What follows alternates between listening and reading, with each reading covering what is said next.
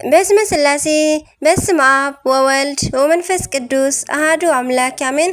ሰላም እግዚአብሔር አምላክ ምስኩላትኩም ይኹን። ተዝራ እግዚአብሔር አምላክ ከመይ ውዒልኩም? ኣነ እግዚአብሔር ይመስገን ክብሪ ይስፋሕ መድኃኔዓለም ኣቦይ ጽቡቕ ውዒለ ከምቲ ኣነ ጽቡቕ ዝወዓልክዎ ድማ ጽቡቕ ውዒልኩም ክትኮኑ ናይ ኩሉ ግዜ ተስፋይን ትምኒተይን እዩ። ኣሜን።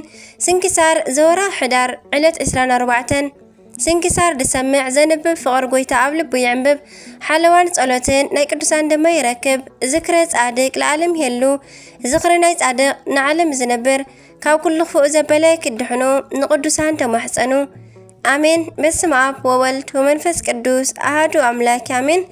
ወላዲተ አምላክ ቅድስት ድንግል ማርያም ኣደይ ልሳን አንደበት ኩነኒ። በዝሎም መዓንቲ ኣቡነ ተክለ ሃይማኖት ወርሓዊ በዓሎም ከምኡውን ቅድስቲ ክርስቶስ ሳምራ እዮም። በረከቶም ረድኤቶም ይሕደረና አሜን። ሐዲስ ሐዋርያ ፀሐይ ዘኢትዮጵያ ኣቡነ ተክለ ሃይማኖት ዝመንኮሱሉን ሓደ እግሮሙን ብብዝሒ ጸሎት ዝተሰበረቱሉን ዕለት እዩ። ኣቡነ ተክለ ሃይማኖት ካብ ኣቦኦም ጸጋ ዝኣብን ኣዲኦም እግዚሃርያን ብዕለት 24 ታሕሳስ ተወልዱ። ቅድሚን ኣቡነ ተክለ ሃይማኖት ምውላዶም እዞም ወለዲ እዚኦም ሕሩይ ኮይኑ ንዕኦምን ንኣምላኽን ዘስምር ከም ናይ ሃናን ኢያቄምን መዕረፊ ዓይኖም ዝኸውን ውላድ ክህቦም ብንብዓት ኣሰንዮም ንእግዚአብሔር ይልምኑ ነበሩ። ብሕልፊ በዓል መልአኽ ቅዱስ ሚካኤል ወርሒ ካህናት ድኻታትን ነዳያንን ዓዲሞም የብልዕዎ ነበሩ። ሓደ ጊዜ ሞትሊሚ ዝተባሃለ ከሓዲ ንእግዚሃርያ ምስ ብዙሓት ደቂ ዓዳ ማሪኹ ወሰዳ እሞ መልክዐኛ ብምንባራ እዚ ንጉስ ድማ ምስ ረኣያ ኣብ ልዕሊ እተን 10 ኣንስቱ አንጊሱ ኣብቲ ንጣዖት ዝስውኣሉ ቦታ ክወስዳ መዓልቲ ቆፀረ። ቅድሚኡ ግና ልብሲ ንግስቲ ኣልቢሶም ከጽንሕዎ ኣዘዘ እሞ ኣዴና እግዚአብሔር ግን 8 መዓልቲ ዝኣክል ምግብን ድቃስን ኣብይዋ ብንብዓት ናብ ኣምላኽ ጸለየትን ንቅዱስ ሚካኤል ተማሕፀነትን። ኮነ ድማ ብፍቃድ እግዚአብሔር ቅዱስ ሚካኤል ፈልዩ ነጢቁ ናብቲ ዝዓጥን ዝነበረ ካህን ሰብኣያ ቅዱስ ኣቦና ጸጋ ዝኣብ ኣብጽሓ። ካህን ኣቦና ጸጋ ዝኣብ ዓጢኑ ምስ ወድአ ብልቡ ጓል ነገስታት ትመስል ኢሉ እናሓሰበ እንከሎ እግዚአብሔር ልብሰ ንግስናኣ ኣውፂኣ ሰበይቱ ምዃና ነገረቶ። ብሓንሳብ ኮይኖም ድማ ንኣምላኽ ኣመስጊኖም ናብ ቤቶም ተመልሱ። እነሆ በታለይቲ ዓምደ ብርሃን ብጎኑ ከዋኽብቲ ከቢቦም ብሕልሚ ረኣዩ። በታ ዕለት 24 መጋቢት ኣቡነ ተክለ ሃይማኖት ተጸንሱ። 24 ታሕሳስ ተወልዱ።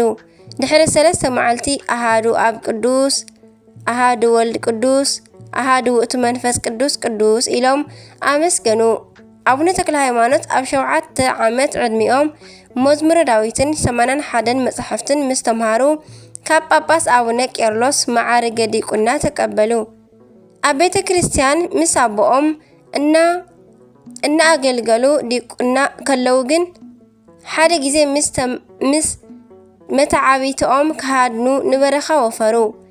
ከምቲ ጎይታናን ኣምላኽናን ኢየሱስ ክርስቶስ ንሃዋርያት ዓሳ ክገፉ ከለው ንስኹም ዓሳ ዘይኮነስ ንሰብ ክትገፉ ሰዓቡኒ ዝበሎም ንኣቦና ኣቡነ ተክለ ሃይማኖት ከዓ ንስኻ ሃዳናይ ነፍሳት ክትከውን ኢኻ በሎም።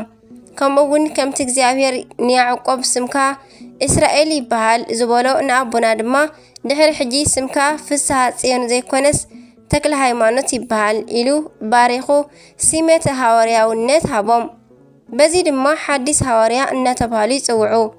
ኣቡነ ቄርሎስ ቅድስናኦም ርእዮም ሊቀ ካህናት ክኾኑ ሸየምዎም። ሓደ ጊዜ ኣቡነ ተክለ ሃይማኖት ንስብከተ ወንጌል ኣብ ሃዋርያዊ ጉዕዞ እንከለው ኣብ ሓንቲ ሰይጣን ዝሓደራ ኦም ዘምልኹ ህዝቢ ዘለዋ ከተታ ትበሃል ቦታ ኣለው። ኣቦና ነቲ ሰይጣን ኣብ ቅድሚ ህዝቢ ኣለፋሊፎም ከም ትኪ ኣብነንዎ። እቲ ህዝቢ ድማ ብዓውታ ኣምላኽ ናይ ኣቡነ ተክለ ሃይማኖት ንኣምን እናበሉ ኩሎም ተጠመቑ። ኣቡነ ተክለ ሃይማኖት ኣብ ዝኣተዉ ዓዲ እናኣመኑ እናኣጥመቑን ተኣምራት እናገበሩን ዝኣተዉ ዓዲ ድማ እናኣወዩ ኩሎም ነቲ ህዝቢ ካብ ኣምልኾተ ጣዖት ናብ ኣምልኾተ እግዚአብሔር ካብ ገቢረ ሓጢያት ናብ ገቢረ ጽድቂ መለስዎም። ኣቡነ ተክለ ሃይማኖት ኣብ ጊዜ እርጋኖም ማለት የማን ጸጋም ምንቅስቃስ ክደኽሞም ከም ዝደለየ ምስ ረኣዩ ካብ በዓቲ ከይወፁ ንነዊሕ ግዜ ይጽልዩ ነበሩ። ምግቢ ማለት ኣቁጽልቲ ኣብ ሰናብቲ ጥራይ እናበልዑ ፀሓይ ኮነ ንፋስ ከይረኣዩ ኣብ በዓቶም ተሓጽዮም ምስ ጸለዩ ካብ ብዝሒ ድኻምን ጠጠው ምባልን ሓንቲ እግሮም ተቆርፀት። እንተኾነ ከይቋረፁ ብሓንቲ እግሮም ን7 ዓመት ጸሎቶም ቀጸሉ። ኣብዚ ግዜ እዚ እምበኣር ጎይታናን ኣምላኽናን መድሓኒናን ኢየሱስ ክርስቶስ ንኣዴና ቅድስት ድንግል ማርያምን ኣላፍ መላእኽትን ነቢያትን ሃዋርያትን ኣኸቲሉ ቃል ኪዳን ሃቦም። ብስምካ ዝክር ዝገበረ ቤተ ክርስቲያንካ ዝሰርሐ መባእን ካልእን ዝተፈላለየ ብስምካ ጽቡቕ ዝገበረ ናይ ዘለዓለም መንግስተ ሰማያት ከውርሶ እየ ኢሉ ስዒምዎም ንሰማይ ዓረገ። ኣቡነ ተክለ ሃይማኖት ዕለት ዕረፍቶም ከም ዝበጽሐ ፈሊጦም ነቶም ደቆም ሓደራ በልዎም። ኣብ ክንዲኦም ከዓ ኤልሳዕ ዝበሃል ሸመሎም። 99 ዓመትን 1 ወርሕን 10 መዓልትን ዕድመ ምስ ገበሩ ብዕለት 24 ነሓሴ ጎይታና ኢየሱስ ክርስቶስ ተገሊጹ ድኻምካን ገድልኻን ኩሉ ተቐቢለዮ እየ እሞ ዕረፍቲ ከኣኺሉ እዩ እናበሎም ነፍሶም ካብ ስግኦም ተፈልየት። መላእኽቲ ድማ ክቡር ሞቱ ለጻድቅ በቅድመ እግዚአብሔር ሞት ጻድቅ ኣብ ቅድሚ እግዚአብሔር ክቡር እዩ ዘጸመወ ብዓለም ይሃይሎ ዝልፉ ኣብ ዓለም ዝጸመወ ንዘለዓለም ይነብር። ስብሃት ለእግዚአብሔር በሰማያት ወሰላም በምድር ምስጋና ንእግዚአብሔር ኣብ ሰማያት ሰላም እውን ኣብ ምድሪ ኣብ መንጎ ደቂ ሰባት ኢሎም እናዘመሩ ተቐበልዎም። ጎይታናን ኣምላኽናን መድሓኒናን ኢየሱስ ክርስቶስ ድማ 7 ኣኽሊላት ሃቦም። ንሳተን ድማ ምእንቲ ሃይማኖት፣ ምእንቲ ከም ሃዋርያት ዜርካ ምስባኽካ፣ ምእንቲ ክዕወተ ደምካ፣ ጣዖት ስለ ዘጥፋእኻ፣ ኢየሩሳሌም ስለ ዝነገድካ፣ ምእንቲ ስብረተ ዓጽምኻ፣ ምእንቲ ድንግልናኻን ንጽህናኻን ከምዚ ኢሉ ናብ ዘለዓለማዊ ዕረፍቲ ኣእተዎም። እግዚአብሔር ኣምላኽና ብጸሎትን ቃል ኪዳንን ኣቡነ ተክለ ሃይማኖት ሃዋርያ ይሓልወና ኣሜን። ከምኡውን ቅድስቲ ማርታ እዛ ቅድስቲ ካብ ዓበይቲ ወገናት ዝኾነት ዝኸበረት ተጋዳሊት እያ። ወለዳ ቆናዓት ክርስቲያን ነበሩ። ንሳቶም እውን ንማርያ ብሃይማኖትን ምግባርን ኣዕብዮም ዕድሚኣ ምስ ኣኸለ ከመርዕዋ ሓሰቡ። ነገር ግን ቅድስቲ ማርያ ተመርዕያ ኣብ ዓለም ምንባር ስለ ዘይፈተወት እሺ ኣይበለቶምን። ወለዳ ምስ ሞት ድማ ዝገደፉላ ብዙሕ ወርቅን ንብረትን ኩሉ ንድኻታትን ንጾሞም ዝሓደሩን ሂባ ካብ እስክንድርያ ወፃኢ ናብ ዘሎ ገዳማት ከይዳ ናብ ሓደ ካብኡ ኣተወት። ናብ ገዳም ኣትያ ምስ መንኮሰት ድማ ዓብይ ተጋድሎ ተጋደለት። ኩሉ ግዜ ክሳብ ምሸት ብምውጻእ ሙሉእ ለይቲ እናጸለየትን ን12 ዓመታት ከቶ ወላ ሓንቲ ከይደቀሰት ንተጋድሎኣ ኣብዝሐት። ናይ ክብሪ ኣስኬማ ምስ ለበሰት ድማ ካብ ጡጥ ባዘቶ ዝተሰርሐ ልብሲ ኣብ ልዕሊኣ ለበሰት። በዓታ ክትዓጹ ድማ ወሰነት። ነዚ ሓሳባት ፈቅደላ እንተኾይና ናብ እመምኔት ከይዳ እቲ ጽቡቕ ፍቓዳ ሓተተታ። ንሳ ድማ ፍቓደትላ እሞ ድሕሪ እዚ ድማ ቅድስቲ ማርያ ንበዓታ ዓፀወት። ናይ ዕለት ምግባ እትቅበለሉ ንእሽቶ መስኮት ጥራይ ቀደደት እምበር ቅዱስ ስጋኡን ክቡር ደሙን ድማ ብኡ ትቅበል ነበረት። ኣብታ ውሽጢ በዓታ ድማ ን22 ዓመታት ዓፅያ ነበረት። ኣብዚ ኩሉ ግዜ ድማ ቆይማ ትጽሊ፣ ኣብ ግዜ ድቃሳ ከዓ ንእሽቶ ትዕርፍ፣ ለይቲ ኩሉ ግዜ ድማ ቆይማ ትሓድር። ኣብ 2 መዓልቲ ብማይ ጥራይ ዝረሓሰ እንጀራ እናተመገበት ነበረት። ዓብይ ጾም ኣብ ዝመፀ ግዜ ድማ በብ3 መዓልቲ እናጾመት ብማይ ዝረሓሰ ዓተር ጥራይ ትቐምስ ነበረት። ሕዳር 23 ዝኽበር ናይ ጥምቀት በዓል ኣብ ዝኾነ ግዜ ድማ ካብቲ ዝተባረኸ ማይ መታን ከምጾላ ለመነቶም እሞ ኣምጾላ። ቅዱስ ስጋኡን ክቡር ቅዱስ ደሙን ምስ ተቐበለት ካብቲ ማይ ጥምቀት ሰተየት። ድሕሪ እዚ ድማ ናይ ዕረፍታ ግዜ ከም ዝኣኸለ ፈሊጣ ክሳብ ሕዳር ቅዱስ ስጋኡን ደሙን ተቐቢላ ደቀሰት። ንእመምኔት ኣፀዊዓ ምስ ኣምፀታ ከዓ የእዳዋን የእጋራን እናሰዓመት ናብ ናይ ክብሪ በዓል ቤት ናይ ጎይታናን ኣምልኽናን መድሓኒናን ኢየሱስ ክርስቶስ እናሰዓመት ንዘብጽሑኒ ኣእጋርኪ እግዛእ ኣለኹ በለታ። ንኩለን ደናግል ኣፀዊዓ ድማ ተሳለመተን። ድሕሪ 3 መዓልቲ ኩለን ተመሊሰን መጽየን ክበጽሓኣ ለመነተን። እዚ ድማ ኣብ ሕዳር 24 እዩ። ንሳተን ድማ ከምቲ ዝለመነተን ኣብ 3 መዓልቲ ተመሊሰን እንተመጻ ንቅድስቲ ማርያ ዓሪፋ ረኸብኣ።